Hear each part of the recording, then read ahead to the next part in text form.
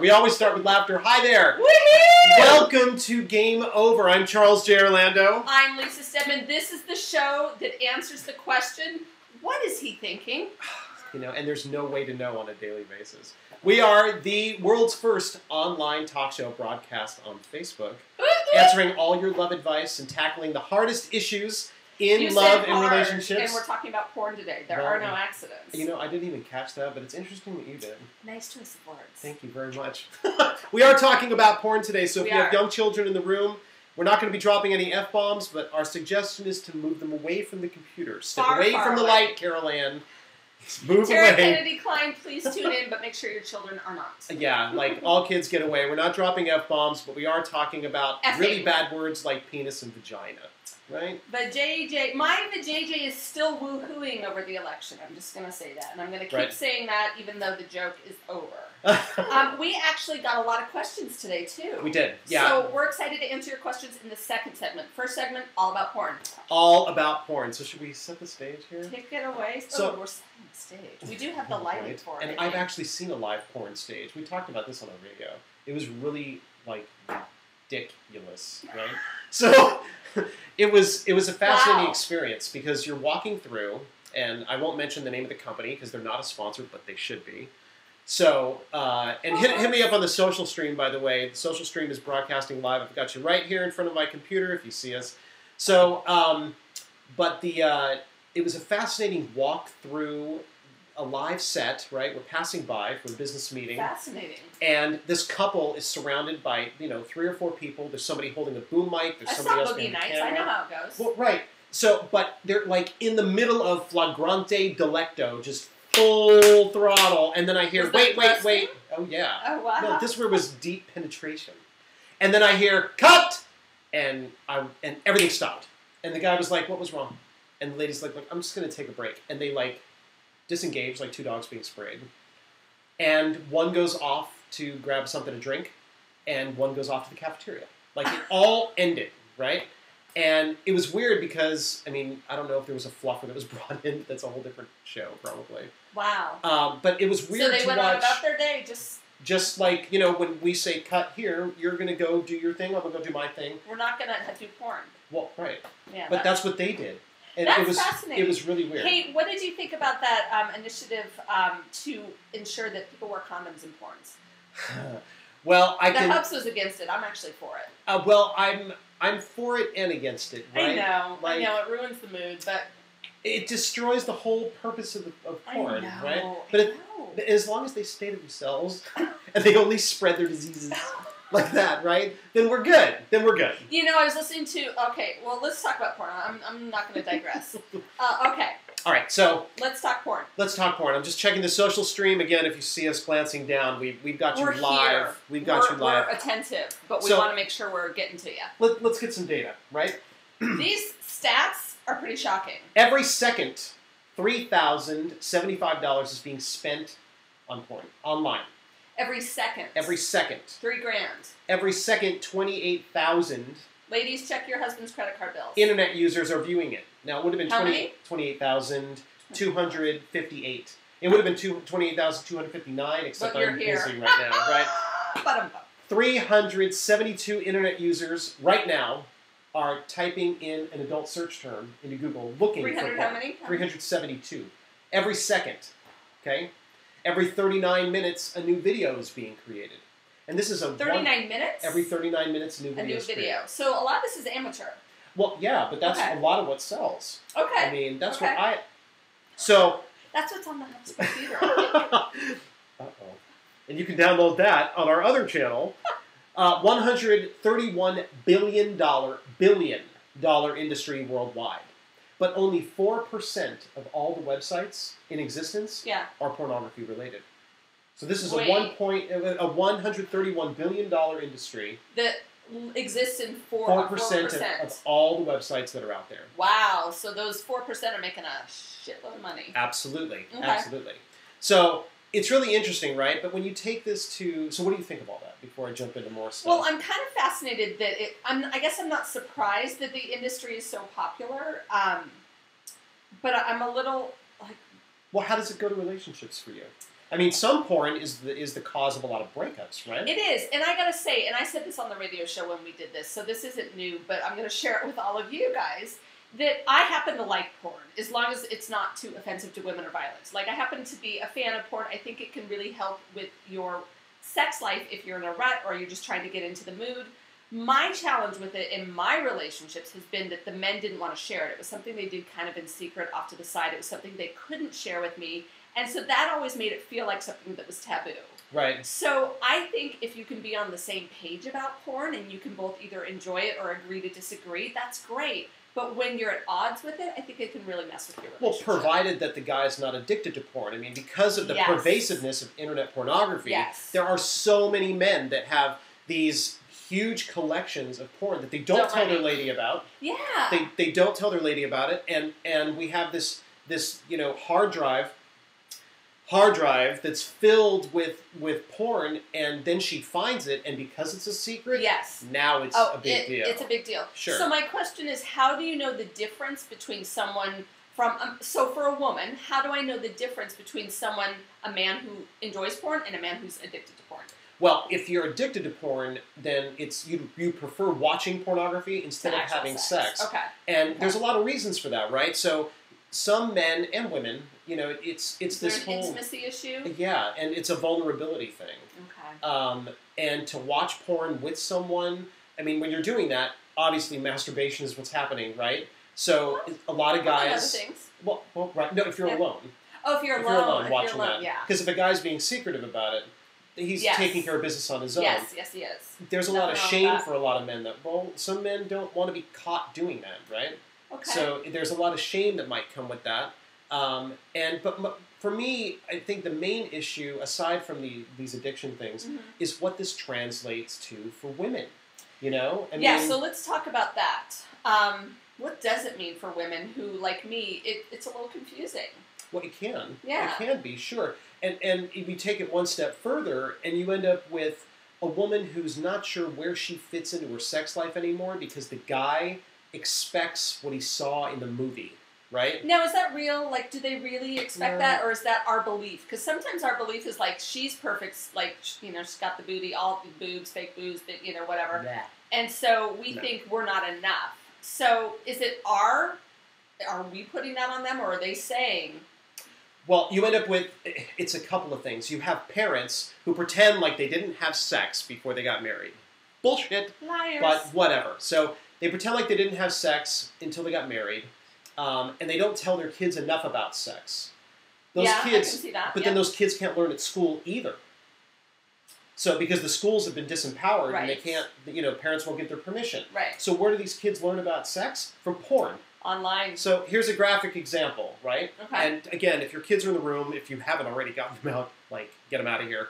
So what if a woman has seen porn and the guy's seen porn? He expects to ejaculate on her face because that's what's done, right? That's the way it's done. It's just messy. Right. It's in your eyes. It's just facial, right? Yeah.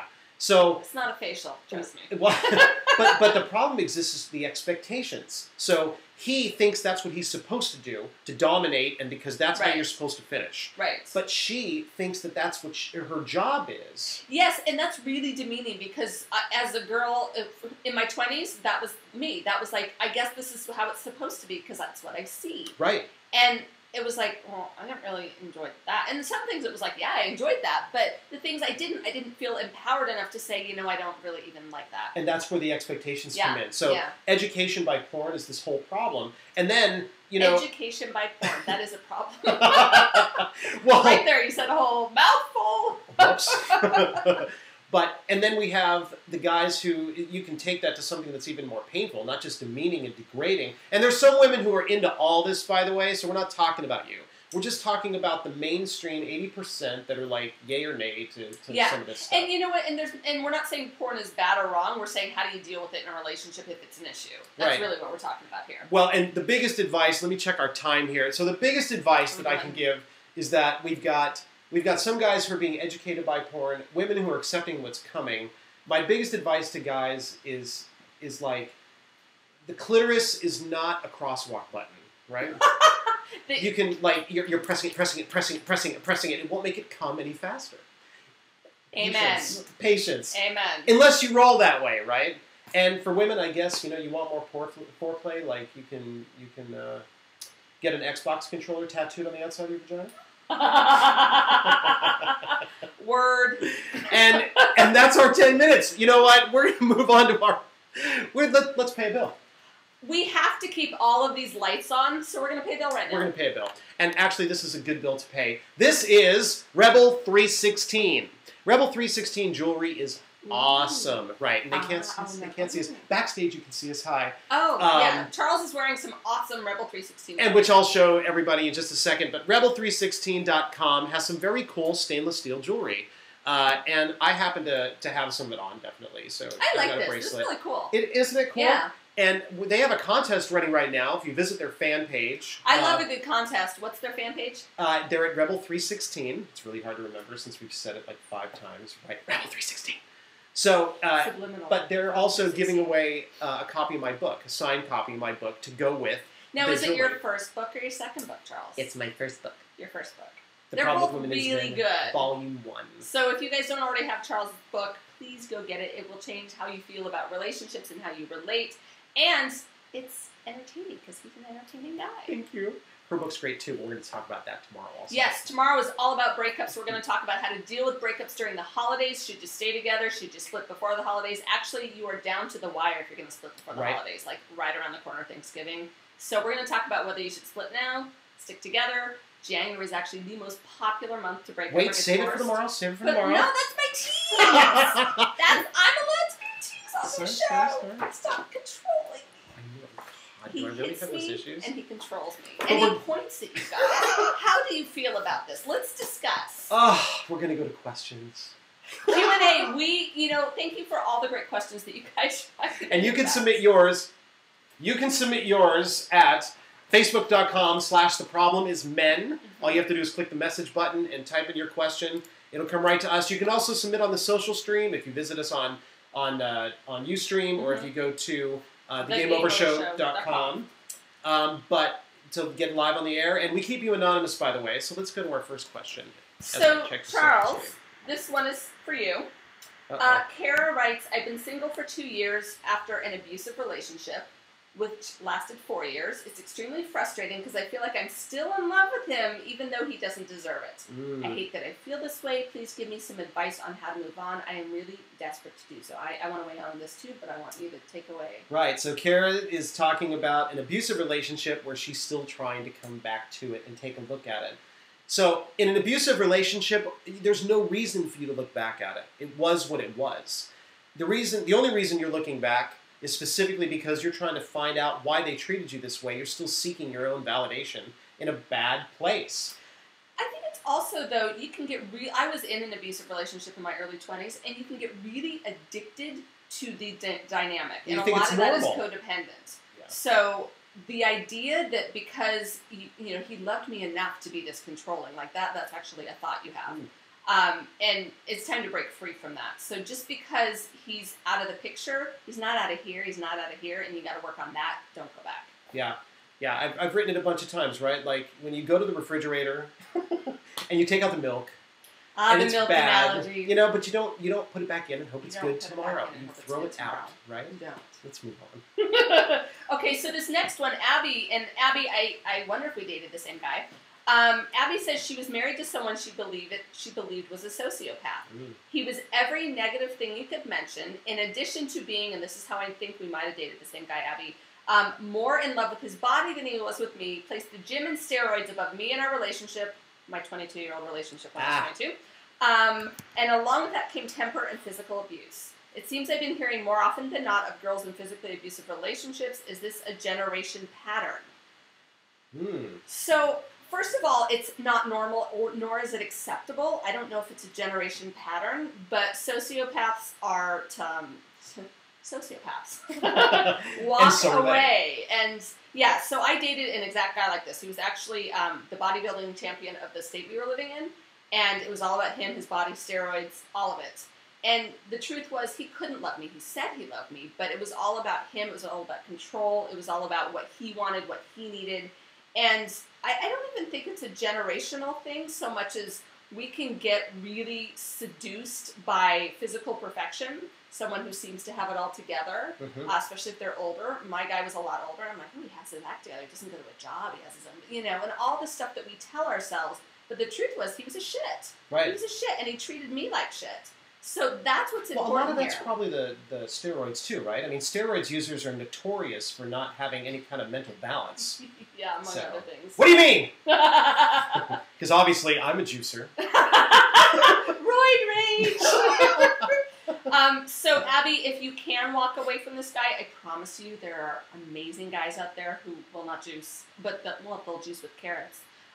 Right. And this is not normal behavior, right? It's not. And you're worth more. I mean, this is where you start making excuses and justifying. And I guess, I mean, the dynamics in an abusive relationship are there, and it's hard to break out of that. But there's no choice. Like, go talk to a friend.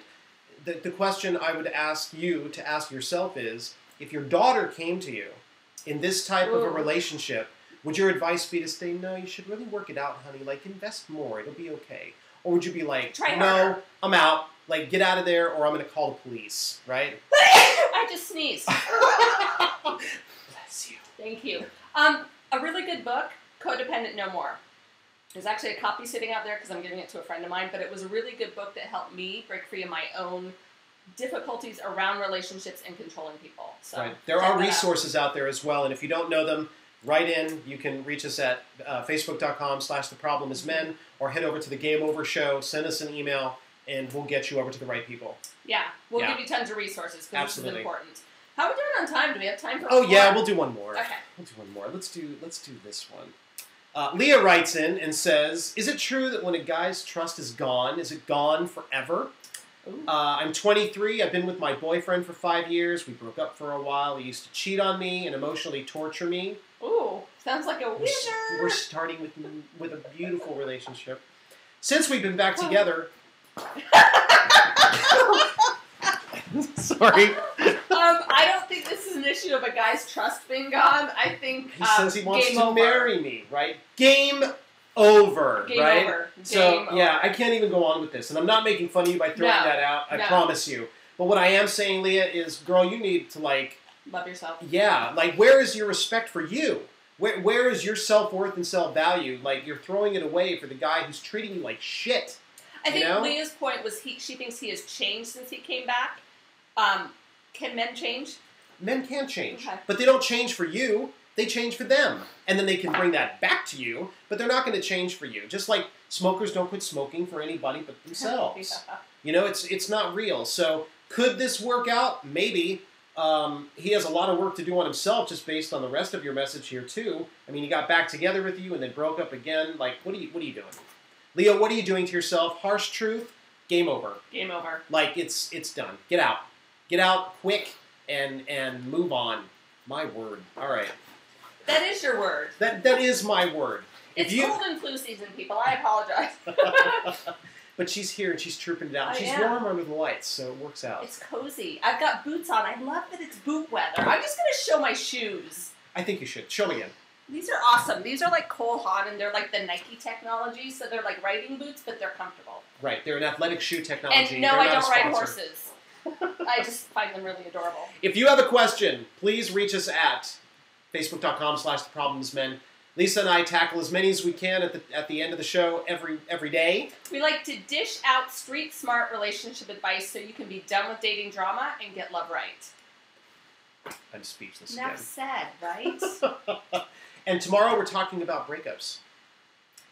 The good, the bad, holiday breakups, New Year breakups, breaking up on Valentine's Day. Is it appropriate? But everybody always waits till after the holidays. Well, I have a whole bunch of theories about that, and I actually have blackout dates on the calendar when you shouldn't break up. I wrote about that in my first book, so we'll be talking about all that tomorrow. Catch us tomorrow. Until then, this has been Game Over. We are on every day at 2 p.m. Pacific. Other time zones are available at thegameovershow.com. I'm Charles Day Orlando. I'm Lisa Stedman.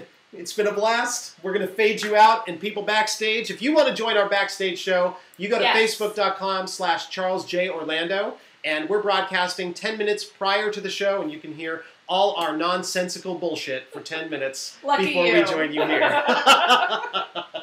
This has been Game Over. Thank you. Tomorrow. Backstage, stay with us. Bye. We're not quite done with you yet. Take care.